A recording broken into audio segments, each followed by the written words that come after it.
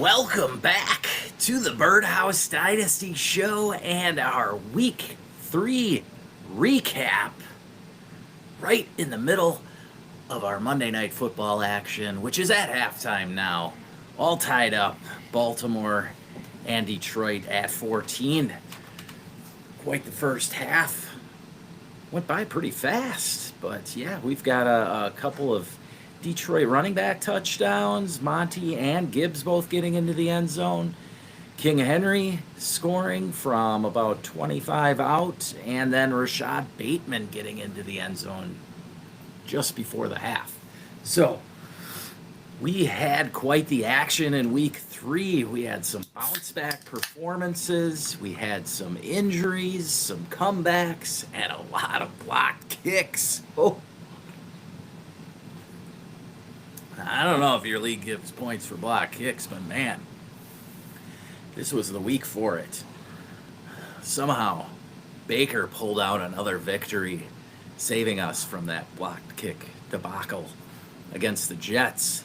But we're going to fire things up for you with the men in the thumbnail. Yes, the bounce back week from the Eagles wide receivers. Yes, I'm talking about A.J. Brown and Devonta Smith. Yes, so the game didn't start out too hot for the Eagles. They got down early, as much as 26-7 at one point. Then I don't know what Nick Sirianni told his offensive coordinator at the half, but they got it into gear and started slinging it. A.J. Brown getting 10 targets on the afternoon, more targets than he had the entire first 2 weeks of the season. Finished up with 6 for 109 and a touchdown. Devonta Smith getting the go-ahead touchdown, putting the Eagles up 27-26. That was a 4-yard touchdown. He finished with 8 for 60 yards. And Dallas Goedert also got into the end zone on his lone target, or lone catch of the afternoon, a 33-yard touchdown. But the excitement was at the end. The Rams were lining up for what would be a game-winning field goal attempt, down 27-26 with just a couple seconds left. And the big beast, their nose tackle, Gerard Davis, broke through the line and blocked the kick, then scooped it up and ran it in for a touchdown. For all you Eagles defensive team holders out there, I'm sure you were more than excited that he didn't just fall on the ball, but scooped it up and scored. As well as those of you who bet on the Eagles, because I know they were favored by, I believe, 4.5. So those of you who had the Rams, ouch. Yeah. That's what they refer to as a bad beat. Yes. But we play fantasy football. We get bad beats every week. I mean, please. I don't want to hear your crying. Just don't bet on NFL games. Haven't you learned already? Jeez. Okay. So for the Eagles, Jalen Hurts, with his most pass attempts of the season, finished with 226 and 3 touchdowns through the air, added that early touchdown on the ground, scored once again on the tush push with a false start. Yes. I don't know. I'm just getting sick of it, but whatever. If I got, it doesn't hurt. I mean, I have Jalen Hurts on enough teams that whatever happens, happens. I'll go with the NFL stats any day. But yeah, Hurts finished with 40 on the ground and a touchdown there as well. Over to the Rams, Stafford started off hot, finished the afternoon with 196, 2 touchdowns and a pick. Kyron Williams, 20 for 94 on the ground. Blake Corum getting into the action, adding 8 for 53, so he's getting more work as the weeks go on. Puka Nacua, though, big story for the Rams. He is the wide receiver 1 in all of fantasy right now. 11 catches on 15 targets for 112 yards. didn't get into the end zone. Devontae Adams scored on their opening drive, a 44-yard touchdown, finished with 3 for 56. So Devontae getting into the mix, and Kyron got into the end zone through the air, finishing with 2 catches for 18 yards on the day. That's all you really need to know about the Rams offense. Now, Saquon had trouble getting things rolling here. Just 46 yards on the ground, under 3 yards per carry. Did add 4 catches, but only 9 yards there. So under 60 total yards for Saquon. Disappointing performance for him. But the Eagles sneak out of there and head to 3-0. And will take that undefeated record down to Tampa next Sunday afternoon, which is a noon game as of now. I don't know if they'll switch that for a later start time, but it's noon as of right now. Now, this one was all Bucks early, and then something wild happened. So Tampa was up 26 to 13, gave up a touchdown, made it 26-20. They drove down. It was 4th and 1 at the 20, and Bowles had the decision whether to go for it to end the game or kick a field goal. And Bowles decided to kick the field goal. Now, I don't hate him for doing that. I mean, you basically would have ended the game with the touchdown. I mean, with the field goal. It would have been 29-20 with under 2 minutes to go. But 4th and 1, I don't know. McLaughlin's been up and down this year. It's not his fault the kick got blocked, but anyway, Will McDonald, the second-year player for the Jets, jumped over the line. Actually, I think it's his 3rd year now. Jumped over the center without touching him.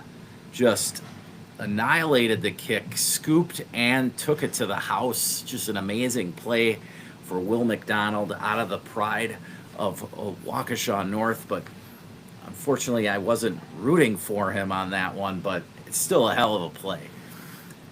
Problem was he gave Baker way too much time. There was like a minute 45 to go. Tampa had 1 or 2 timeouts, and they walked down the field. Big completion to Ibuka on the drive, and yes, McLaughlin came in and sealed the deal. 29-27. Tampa pulls out the win. Baker finishing with 233 through the air with just a single touchdown that came early on to Mike Evans. Evans finishing with 4 for 33, but did leave that game early with a hamstring injury, and that is just one of the big injuries of the weekend. And so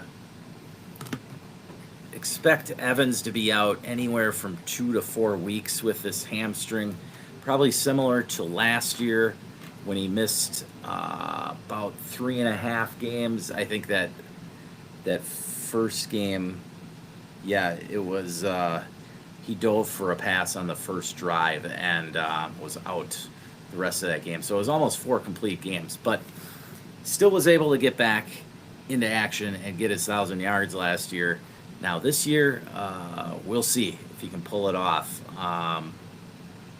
But yeah, expect him to be out 2 weeks at least. Now, what does that mean for the Bucks? Well, Lemke Ibuka is solidifying himself almost as the number 1 here. I mean, Evans did have 8 targets before the injury, so he likely would have led the team in targets yet. So I don't personally like calling Ibuka the number 1 yet.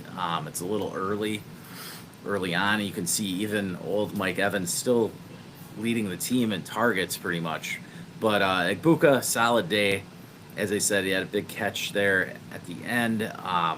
Finished 6 for 85 on the day. Continues his great rookie performance so far. Sterling Shepard is the guy to go after on waivers. 4 for 80. Him and Baker played together at Oklahoma, and I can tell you from watching these Bucks over the last couple of years. Last year, when Evans and Godwin were out, Sterling Shepard got plenty of targets, so I would expect Shepard to get a decent amount of looks next week against Philadelphia, even if Chris Godwin does return.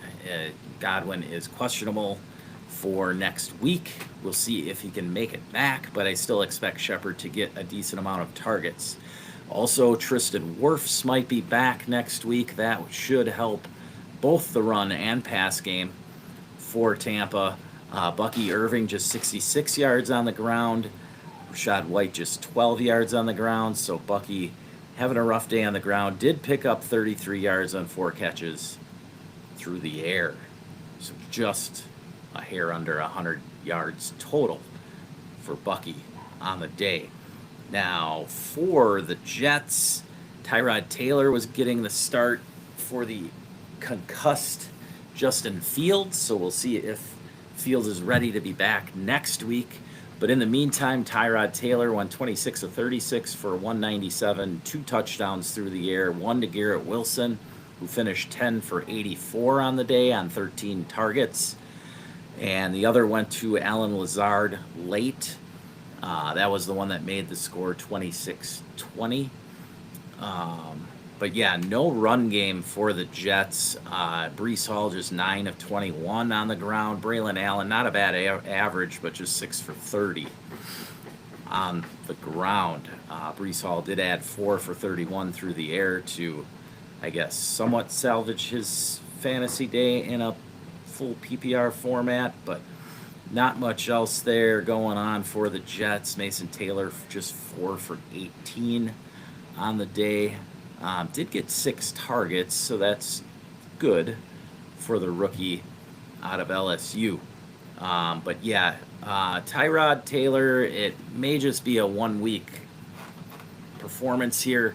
I think that Fields will be back in action next week. All right, so moving along, we'll keep with the mantra here, the early games.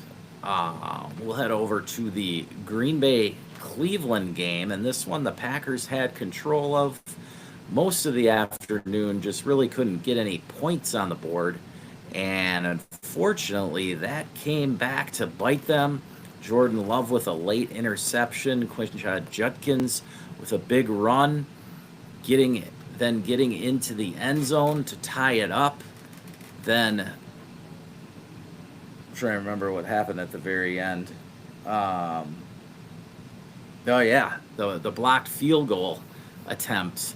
So the Packers were lining up for a winning field goal as the score was tied 10-10, and McManus got his kick blocked. The Browns took over at midfield, got 1 completion, just enough to get into field goal range, spiked it, and with 2 seconds left, it was just enough time to get the unit onto the field. And, well, the clock wasn't running, but they got onto the field and kicked the game winner. I can't even think who their kicker is. Andre Schmidt? Is that a way he spells Schmidt? Jeez. All right. So anyway, Cleveland gets out of there with the victory. Quinshon Judkins leading the way for the Browns, 18 for 94 on the ground with the touchdown.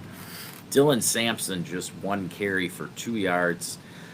Through the air, David Njoku had 7 targets, 5 for 40. Harold Fannin, a little bit less of a big performance here. Just 4 targets, 3 for 25. Not much going on through the air for the Browns. As I said, the Packers' defense dominated most of this game. But the offense left something to be desired. 16 for 30 on the ground for Josh Jacobs. Not that pretty. Matthew Golden did get into the action finally, 4 for 52. One of which the dude could have gotten like a 50-yard completion, but decided to step out of bounds like right away. I don't know what he was doing there. Maybe it's just rookie jitters and getting finally a catch, getting out of bounds. I don't know, but yeah, he could have had a much bigger play there. They did add give him 3 carries on the ground for 9 yards. Josh Jacobs kind of salvaged his day with 5 for 44 through the air, but not much else going on for the Packers offense. Jordan Love, not his best day. We'll just say that. Just 18 to 25, 183 yards, a touchdown, and that one big interception. Packers will travel to Dallas next Sunday evening to take on the Cowboys and their interesting defense, I guess. This will be the Micah Parsons Bowl. We'll hear enough about it all next Sunday night. But the Bears just took it to the Cowboys. They did not look good, and we had our other big injury happen in this one. CeeDee Lamb taking a handoff out of the backfield. I'm sure play calling highly questioned on that. Now, granted, CeeDee has done pretty well on his few handoffs in his career, so I mean, it's not like they've never ran it like that with him. But yeah, CeeDee ends up getting a high ankle sprain. He's out anywhere from 3 to 4 weeks is what they're saying. CeeDee thinks he can play this week. I don't know. It's definitely a situation to monitor. I don't know that I would be starting him if he does play. It's hard to not start CeeDee Lamb, but like, yeah, he's going to want to play, I know, but I think they'll hold him out. Anyway, Dak had a terrible day. 31 of 40 for 251, 1 touchdown, 2 George Pickens, but 2 interceptions on the day. Jake Ferguson, the recipient of most of the action there, 14 targets, 13 catches for 82 yards for the big guy. George Pickens there also getting a little bump in targets with CeeDee out. He ended up with 5 catches for 68 yards on 9 targets and the touchdown. Now, the story, other than CeeDee's injury, definitely was Caleb Williams here. Caleb, the beautiful afternoon, 19 of 28 for 298 and 4 touchdowns, including one of the more uglier flea flickers you'll see, like DeAndre Swift. He's not been running the ball that well, and he didn't toss it back to Caleb very well on the flea flicker either, but Caleb was just able to get it off like a 70-yard bomb to Luther Burden, who finally showed up. So Luther Burden with 3 for 101 on the day and the long touchdown, 65 yards. The 65 yards, that's what it was. Roma Dunze getting into the end zone again, continuing his hot start to his second season. 3 for 62 on the day with the 35-yard touchdown. DJ Moore got into the end zone, 4 for 21 for him. Colston Loveland had a nice catch, but was knocked out. And then Cole Kmet got into the end zone for that 4th touchdown. So we have the CeeDee Lamb injury, Colston Loveland injury here.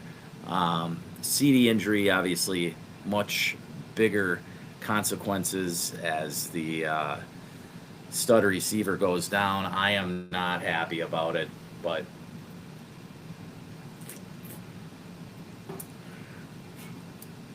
just thankful it's not a season-ending injury. So CeeDee will be back. He'll be fine. I just hope that he waits until he gets back to 100% so that he's not out there, and this is an injury that lingers all season, so that's something to monitor. Now, does this mean you trade CeeDee? No. Oh my God. Derrick Henry was just a bad throw. He should have just threw that one away. Ravens are at the 10-yard line, and they tried a sweep running back option toss, and he was throwing it up to one of those receivers that is shorter than the defensive back on Baltimore. I mean, the Detroit Lions D-back was bigger than whoever he was throwing it to. And second and goal, Lamar running for his life, gets sacked. All right, Detroit stiffening it up. But, yeah, DeAndre Swift, I don't know. That doesn't seem like a buy low for me because he just hasn't really looked great. This Bears offense, though, has looked pretty decent, okay? I mean, they had just 21 points last week when they got shellacked by the Lions, but they had 20-something week one on an okay performance. Today, though, or yesterday, though, they looked good. I'll give credit where credit's due. I know I've been hammering Caleb Williams plenty. There it is, Mark Andrews back into the end zone. Big day tonight for Mark Andrews getting the touchdown. The Ravens go up 20-14, extra point pending. So, Mark Andrews. I want to see what his numbers are so far. Where is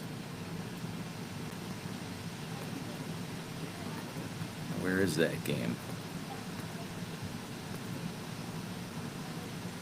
There it is. Mark Andrews so far today. Lamar's been peppering the tight ends with targets. Andrews with 6 targets, 5 for 64 in the touchdown so far tonight. Charlie Kohler with 2 catches for 22 yards so far. That's what I was getting at with the tight end targets. So tight ends have 8 of the 17 targets so far from Lamar. All right. Anyway, back to yesterday's games. Let's hit up the hot Indianapolis Colts. Daniel Jones, is there any hotter quarterback in the NFL right now? DJ going 8 for 25, a little modest numbers today. 27 yesterday, 27 yards on the ground, 228 through the air, and a touchdown to Michael Pittman with a resurgence this year. Daniel Jones hot play. Pittman has risen from the dead, 6 for 73 and the touchdown for him. But the real key here for the Colts offense is Jonathan Taylor. Taylor just a monster so far this year. 102 yards and 3 touchdowns on the ground, including a monster 46-yard touchdown run right up the gut on this Titans defense. He also added 3 for 16 on the ground, so that's very refreshing. Jonathan Taylor got to be the early candidate for league winner. I'm not going to say he's going to run for 2,000 yards yet like Saquon last year, but this guy, I mean, if we did a redraft of a redraft, he'd be a top 5 pick right now. So, yeah, if you've got him in Dynasty, if you're contending, do not trade him. If you're not contending, I don't know that there's a better time to trade him than right now because you should be able to get 2 firsts for him, and I wouldn't settle for anything less than that. Just put him out on the block and let people bid on him because somebody's going to give you 2 firsts for the guy. All right. Other than that, for the Colts, 2 for 34 for Josh Downs. Tyler Warren, not as much action on this one. Colts were in control of this one as well. 3 for 38 for Warren. Over to the Titans, Cam Ward, 23 of 38 for 219, a touchdown and a pick. Tony Pollard with the touchdown, 16 for 45 on the ground. Alec Ayumanor getting the touchdown. He has been hot. The rookie 4th-round wide receiver has definitely solidified himself as at least the wide receiver 2, if not really the 1, the way Calvin Ridley's been playing. Just, again, awful performance from Ridley, 1 for 27 on 7 targets, including a couple drops. So rough start for the veteran Calvin Ridley. I think he'll get it together. If you want to try and buy low on a vet, Wide receiver, he's one of your major targets there for sure. All right. Next up, we've got another injury situation. Nobody got hurt this week, but Jake Browning settling into his first start of the 2025 campaign for the injured Joe Burrow. And yeah, what wasn't good. No, wasn't good. Jamar Chase fumbled. The Bengals just looked like an absolute mess in this one. They turned Isaiah Rodgers into a near household name with his 2 touchdowns, one a pick six, one a scoop and a score. Jordan Mason, though, on the day, he definitely a household name very soon. 16 for 116 and 2 touchdowns on the ground for Jordan Mason, coming over in that trade with the Niners in the offseason. Definitely paying dividends now with Aaron Jones out at least 4 weeks with a hamstring injury. Carson Wentz taking over for the injured J.J. McCarthy in this battle of backups. And Wentz definitely came out on top. Just 14 of 20 for 173 yards and 2 touchdowns. 0 picks, though, the key here. With a 130 quarterback rating. Wentz with a solid afternoon. Targeted Justin Jefferson 7 times, 5 for 75 for Jettas. TJ Hawkinson getting into the end zone, 5 for 49 for Hawk. And the other touchdown went to the other tight end, Josh Oliver. Now, the Vikings will get Jordan Addison back next week, and we'll see if they can continue their ways. The defense, just a beast here. How many sacks did it show here? I don't know if it'll show me how many sacks, but man, the Vikings defense was just a monster here. For the Bengals, as I mentioned, Jake Browning in his first start of the season, 19 of 27 for only 140 yards, 1 touchdown and 2 interceptions. Chase Brown could not get anything going on the ground. 10 carries for 3 yards. Yikes. I had mentioned Chase Brown as a possible buy low last week, and I'll eat that because, wow, if things continue this way, yikes. Brown had 4 catches for 17 yards through the air. Jamar Chase just 5 for 50. With that 1 fumble lost. I believe that it was on a rush attempt. He had 1 for 9 on rushes. Noah Fant 5 for 26. Drew Sample getting the touchdown, and T. Higgins just 1 for 15. So now that begs the question: are you able to buy low, or do you want to even be buying low on the Cincinnati Bengals wide receivers? Well, Chase, I would not have a problem. But Higgins, it seems hard for me to imagine. It's a tough call. It depends on the price. Like, if you can get Higgins super cheap, I wouldn't mind doing it. But don't count on Higgins. Like, I bought Devonta Smith last week, but he's still got Jalen Hurts throwing them the ball. T. Higgins now has a backup, and I know Jake Browning looked decent last year, or 2 years ago when he had the opportunity. And so here's the thing, though. If you're trading for these guys in Dynasty, you're getting them forever. And Joe Burrow's going to be back. If not this year, he'll be back next year. And so then you're getting Higgins and or Chase at a discount right now. Chase was already super expensive. Now he's actually affordable. We'll put it that way. So I don't hate buying on Chase. I'll tell you that much. Because anytime you can lock in a receiver like that, Chase or CD this week, I would be going after them. Because the only guy playing better than them right now is the guy who just got in the end zone, Amon-Ra St. Brown. Amon-Ra is hot. All right. Looks like the Lions will tie it up here. Extra point pending. 5 minutes to go in the third.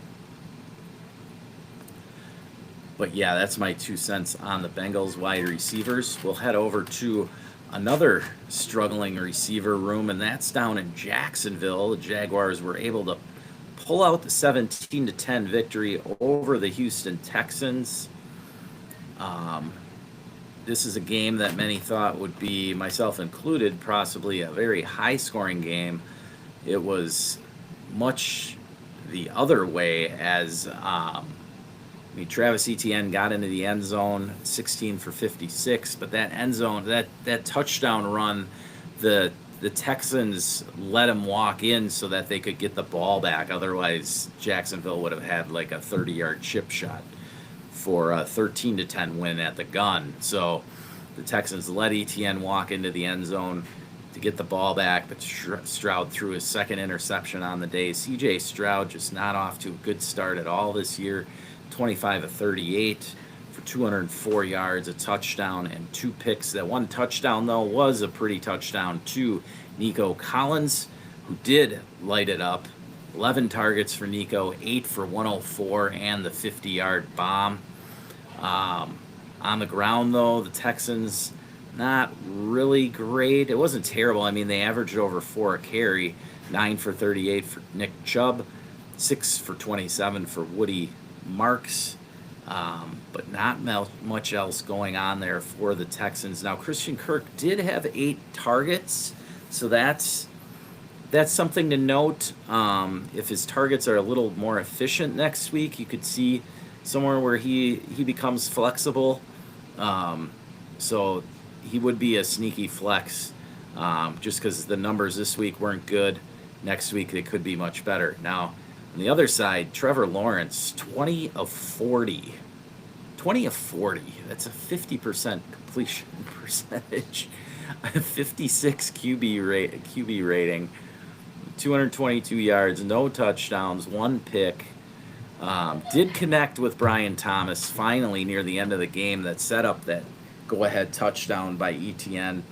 But Thomas just 2 for 55 on the day on 6 targets. Travis Hunter played a lot of defense with their starting cornerback out, so that's where they saw him most viable. Did have the nice catch for 21 yards, as you can see on the highlights there if you see him. But yeah, just 1 for 21. So are Hunter and Brian Thomas Jr. buy lows? That depends on your team. I don't know that I want to pay up for those guys on a contending team. Put it that way. Those are 2 guys you could probably buy on a rebuilding or retooling type team. But if you're a contender and you got to give up the kind of draft capital it's going to cost you to get Brian Thomas Jr., which is probably, I don't know, at least 2 firsts, I don't know that I want to do that for BTJ right now. Not the way that T-Law is throwing the ball, not the way that they're spreading around these targets. Like you see all these receivers, Parker Washington with 11 targets. So that's what's happening with Travis Hunter being asked to play defense so much. Now, Travis Hunter, you could probably get for cheaper. So he's one I definitely wouldn't mind kicking the can on to see. Because, put it this way, like they don't draft somebody, trade up, give up all that draft capital for somebody, and then they're going to just let him sit there and play defense all the time. He's playing defense right now because of the injury situation. Once their corner comes back, I think we're going to see more of Hunter. And so this is probably your last chance, I'm going to say, to buy low on Travis Hunter. Etienne, as I said, 16 for 56 on the ground with the touchdown. Did add, actually didn't add a thing through the air. Bashul Tutin did get into the end zone, just 21 yards.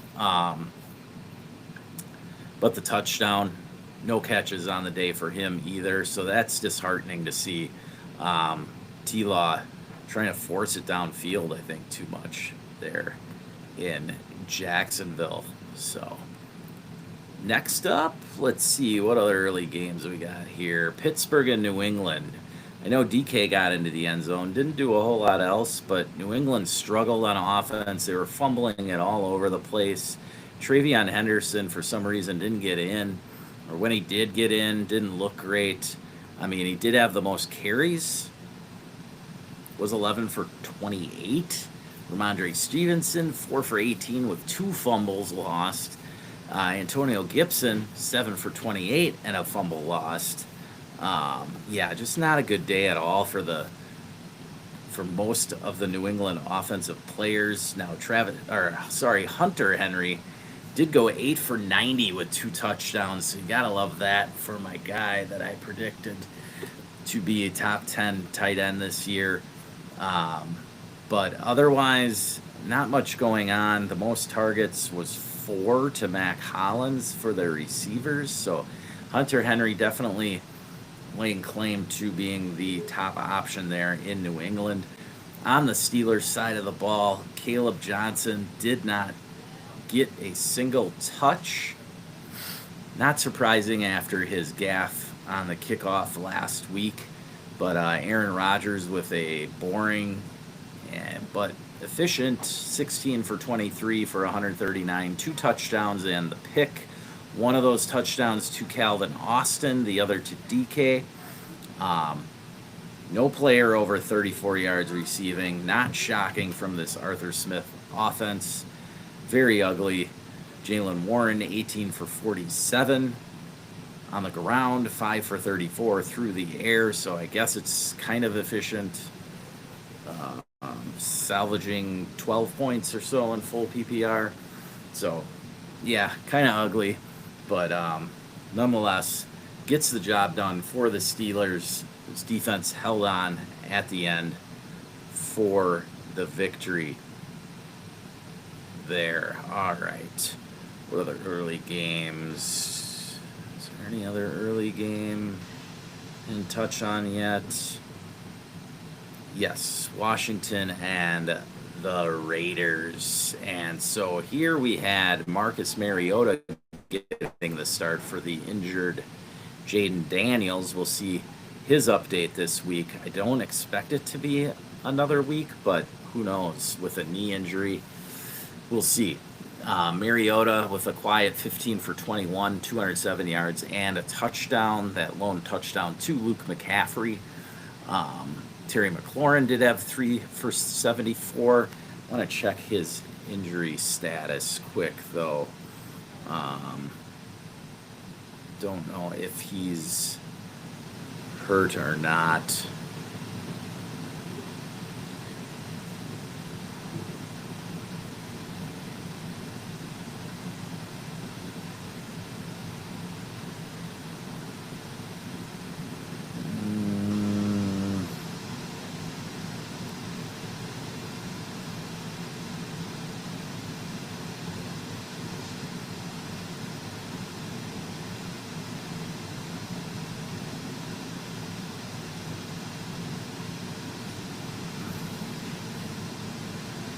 Don't see any.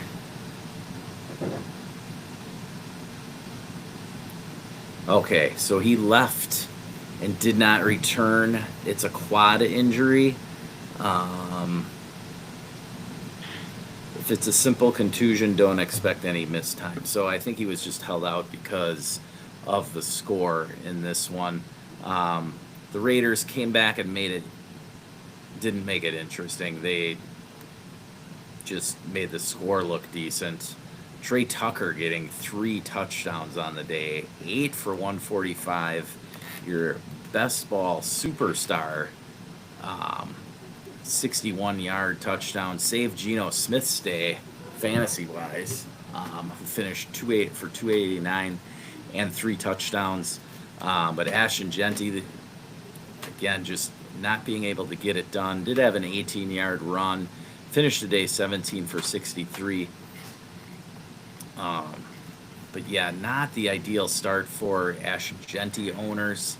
On the Commander side of things, Ja'Cory Krosky-Merritt, 8 for 26, got in the end zone. Jeremy McNichols with a 60-yard touchdown run. Those were early on. Mariota added a touchdown run early as well. So it was all Commanders all day long here. Story is Genty. Now, after last week's game, he had 84 yards rushing total on the year. 80 of those were after contact. So just keep that in perspective with Ashton Genty when you are trying to sell him. If you think you want to sell low, I would not sell low on Ashton Genty. He was picked number 6 for a reason. He's not Trent Richardson, okay? He can move. Problem is he's not getting any help from the O-line right now. I would not sell low on Ashton Genty. All right. We'll move along here. Oh, David Montgomery busts it up the middle. I don't know if he can get to the end zone, though. Not quite. Montgomery's got to be gassed. He just busted a 60-yarder, though, up the middle. Wow. Got tackled at the 10. So that'd be a 75-yard run for the old man. You hear him saying he's old. He's 28, so he's getting up there, but big run for David Montgomery. Holy cow.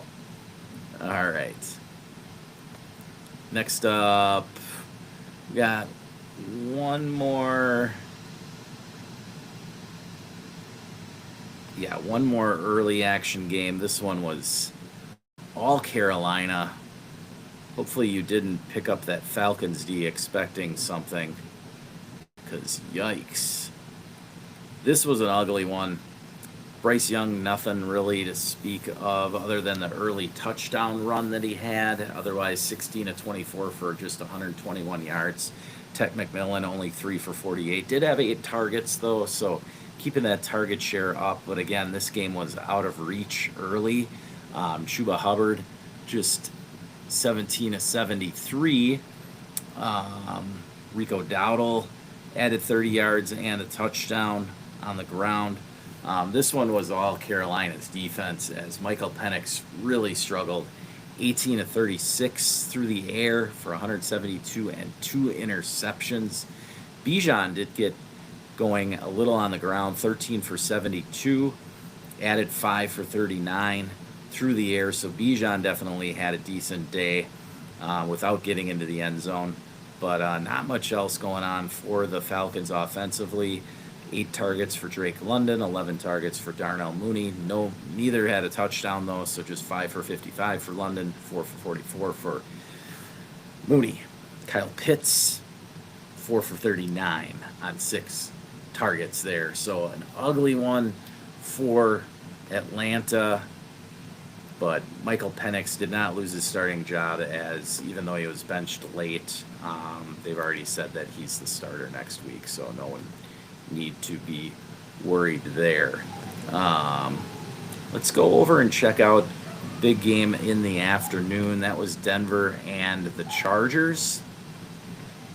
This pitted two teams, both looking to unseat the Chiefs in that AFC West division. And this one went right down to the wire. The Chargers pulled it out. Justin Herbert with another solid game, 28 of 47 for 300 yards, a touchdown and a pick against his tough Broncos defense. Marion Hampton, though, the big story, 19 for 70 on the ground with a touchdown, then also added 6 for 59 through the air. Keenan Allen got into the end zone on the comeback for the Chargers, finished with 7 for 65 and that touchdown, and Quentin Johnston getting 10 targets, 6 for 89. So the story here is Ladd McConkey, just 4 for 41. Did have 7 targets, though, so I don't know that I'd panic on McConkey yet. Keenan Allen is just a target hog, and I I don't know that I would not panic on McConkey. I'll just say that. Quentin Johnson and Keenan Allen not necessarily going to stay healthy all season. You should expect some big games coming forward from McConkey, but you can buy low if the situation presents itself. Over to the Broncos side, Bo Nix 14 of 25 for $153 and 1 touchdown. That lone touchdown to Cortland Sutton, who finally showed up after doing nothing weeks 1 and 2. 6 for 118 for Cortland Sutton. Big 52-yard catch there. J.K. Dobbins had a 41-yard touchdown run. So the story here, R.J. Harvey, not very much involved on the ground. Did have 3 catches for 14 yards, so he was on the field still. I don't know what the snap share was. It doesn't give that here. We'd have to look at that. So that's something to look at.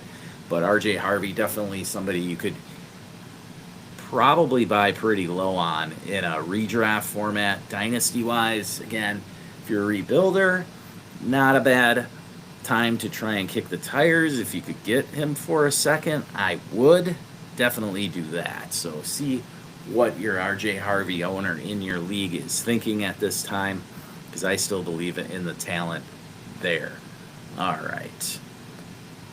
And we'll finish up the afternoon slate with we got 2 more. We'll start with the blowout in Seattle. The Saints might as well have just stayed back home in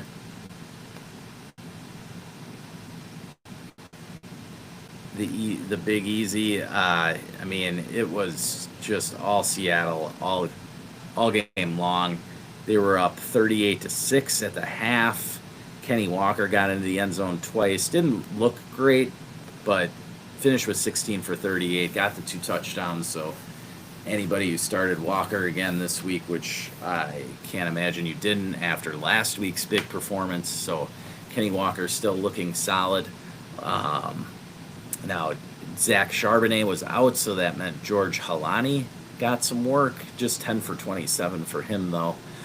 Sam Darnold, 14 for 18, an efficient 218 yards, 2 touchdowns, no picks. 1 went to JSN, 5 for 96, and a touchdown for him.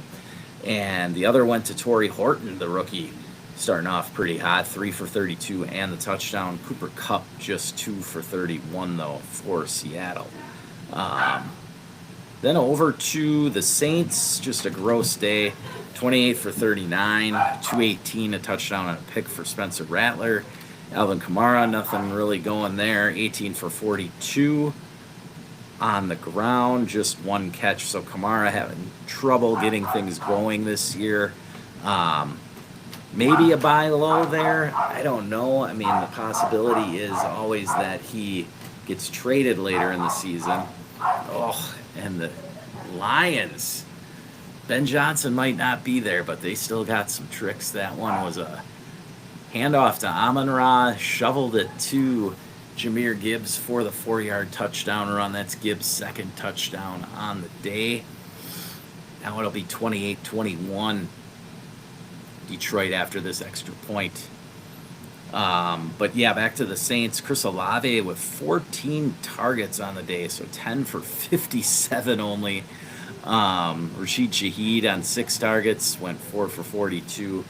And Juwan Johnson on 8 targets, 6 for 51. So another solid performance from Juwan Johnson in garbage time for the Saints, which there'll be plenty of. And so Juwan Johnson, I would definitely, I don't know if the buy low window is still there for him. But yeah, I would buy. I don't expect this to change with Juwan Johnson. I mean, the Saints are going to be playing from behind a lot. He's going to get a lot of cheap targets all season long. I don't know if he'll get in the end zone that much, but he's going to have a lot of receptions. So in any tight end premium formats, Juwan Johnson should be a solid pickup for you. We'll go over to the final afternoon game, and that was Arizona at San Francisco, the NFC West here. Mac Jones making his second start for the injured Brock Purdy. Goes 27 for 41, 284 and a touchdown and a pick. Christian McCaffrey just 17 of 52 on the ground, but 15 targets finished with 10 catches for 88 yards. Definitely a solid fantasy day for McCaffrey. Ricky Pearsall also coming up big. 11 targets, 8 for 117 through the air for Pearsall. Over to the Cardinals side, and the big news here is the ankle injury for James Conner. This gives Trey Benson the runway that we've all been waiting for. Any Trey Benson owner out there knows now that they've got the starting tailback for the Cardinals for the rest of the season, barring injury. Kyler Murray, 22 of 35 for 159 and a touchdown that went to Trey McBride, who finished 5 for 43 and the touchdown. Marvin Harrison, just 6 targets, 3 for 44, so nothing special there for Marv. But yeah, the big news here is Trey Benson will take over for the injured James Conner, who is out for the season. And so, Trey Benson, what are you willing to get? Are you going to give up a first rounder for somebody who hasn't done much yet, but we've all been waiting to see the 4.3 speed, solid build running back? Can he do it on the ground for the Cardinals?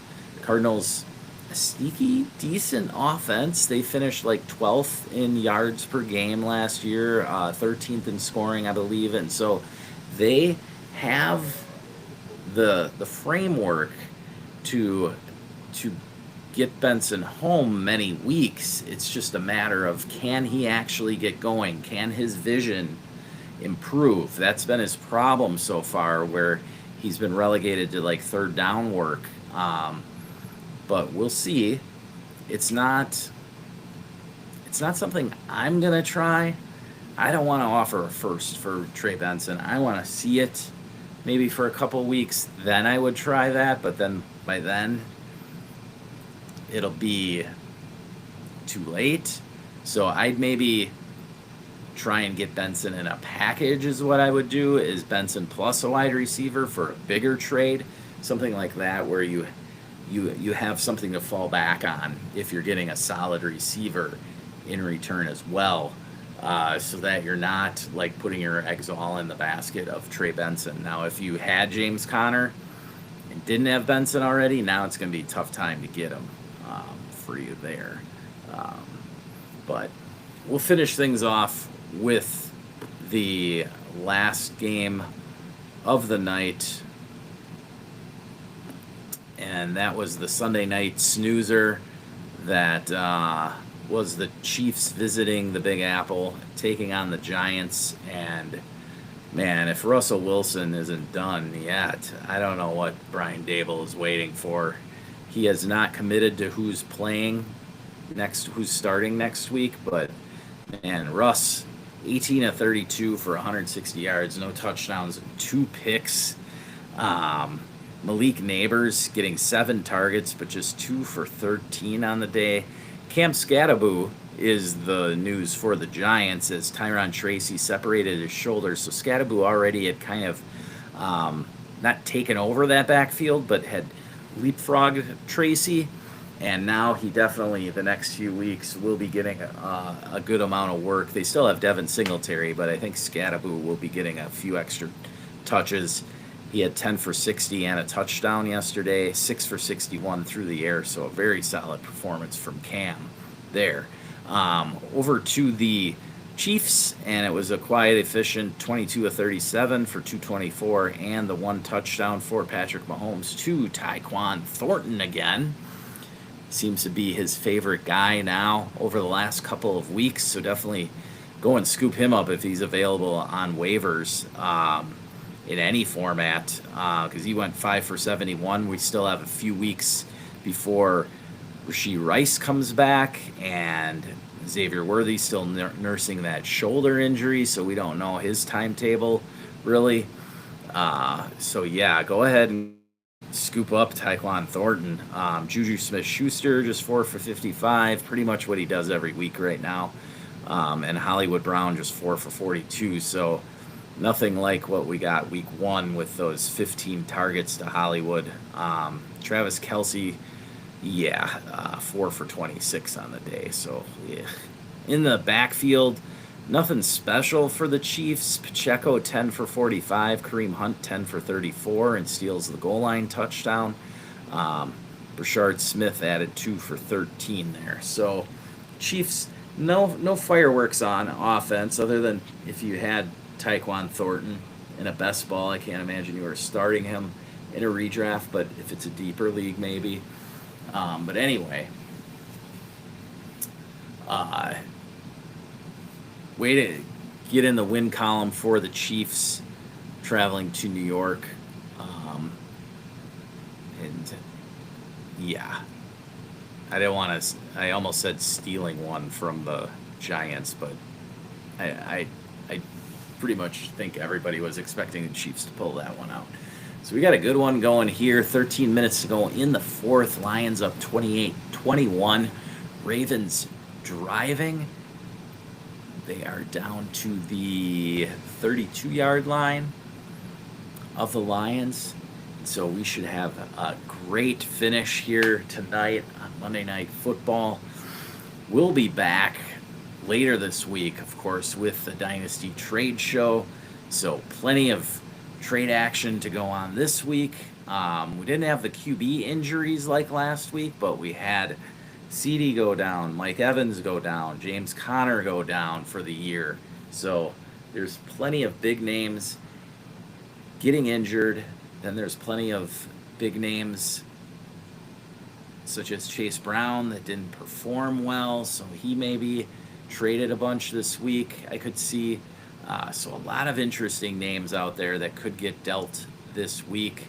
Let me know what your thoughts are on the Bengals and the Jaguars wide receivers. Those are they were the hottest team wide receiver rooms this past offseason, and now neither other than Chase has really started off that well. I guess Higgins did get in the end zone, but his main problem is that Burrow isn't quarterback, and I don't know how efficient his targets from Jake Browning are going to be the rest of the year. But if you want to buy into the Bengals offense and still believe that Jake Browning could get it done, this is your week to go ahead and do it. Trevor Lawrence, just not feeling it right now. I don't know. Ooh. But hey, that's why we play the game, because we don't know. We can have a feeling, but we don't know.